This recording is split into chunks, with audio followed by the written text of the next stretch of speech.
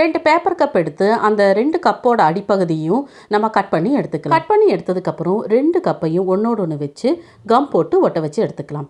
ஒட்ட வச்சதுக்கப்புறம் அதை சுற்றி செலோ டேப்பு போட்டு நம்ம இதே போல் ஒட்ட வச்சுக்கலாம். அப்போ இன்னுமே நல்லா டைட்டாக இருக்கும். இப்போ இதில் ஏதாவது ஒரு கலர் அடித்து ஒரு குட்டி மிரர், ரவுண்ட் கலர் மிரரை சுற்றிலுமா நம்ம இதே போல் ஒட்ட வச்சு எடுத்துக்கலாம். டைமண்ட் ஷேப்பில் இருக்கிற மிரரையும் நம்ம கீழே சுற்றிலுமா நம்ம ஒட்ட வச்சு எடுத்துக்கலாம்.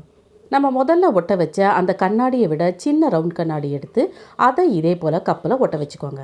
ஒரு ஒயிட் கலர் அக்ரிலிக் கலரும் ஒரு இயர்பட்டும் எடுத்து நம்ம அந்த இயர்பட்டை வச்சு அந்த கலரில் டிப் பண்ணி அந்த கண்ணாடியை சுற்றி நம்ம டாட்ஸ் வச்சு விட்டுடலாம். ஒரு கப்பில் 3 கண்ணாடி வச்சுக்கோங்க. கீழே இருக்கிற கப்புலையும் 3 கண்ணாடி வச்சுக்கோங்க. அவ்வளோதான் ஃப்ரெண்ட்ஸ், நம்மளுடைய பேப்பர் கப் ஃப்ளார் வேஸ் சூப்பராக ரெடி ஆச்சு.